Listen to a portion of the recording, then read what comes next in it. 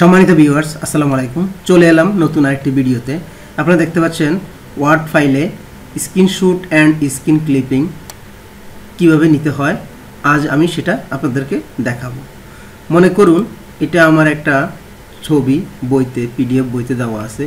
এই ছবিটি আমি ওয়ার্ড ফাইলে এখানে আনব। তখন কীভাবে করব? তো আমরা চলে যাব ইনসার্টে, তারপরে চলে যাব এখানে স্ক্রিনশট, এখানে ক্লিক করব। তারপর দেখতে পাচ্ছেন স্ক্রিন ক্লিপিং, এখানে ক্লিক করবেন। এখানে ক্লিক করার পর আপনার সামনে ঠিক এরকম যেই ছবিটি নিতে চাচ্ছেন সেই ছবিটি এভাবে হয়ে যাবে, একটু ঝাপসা হয়ে যাবে এবং একটা এখানে প্লাস আইকন আসবে। তারপর আপনি এই প্লাস আইকন একটু ড্র্যাগ করে যতটুকু নিতে চান ঠিক ততটুকুভাবে আপনি সিলেক্ট করবেন। সিলেক্ট করে তারপরে আপনি ছেড়ে দিলেই এটা অলরেডি এখানে চলে আসবে ওয়ার্ড ফাইলে। এখন এই ছবিটাকে যদি আপনি আবার ক্রপ করতে চান তাহলে আপনি রাইট বাটন ক্লিক করে এই যে দেখতে পাচ্ছেন এখানে ক্রপ, এই ক্রপে গিয়ে আপনি আবার এটাকে কাটতে পারেন। এই যে এইভাবে করে যতটুকু ইচ্ছা ততটুকু নিয়ে রাখতে পারেন।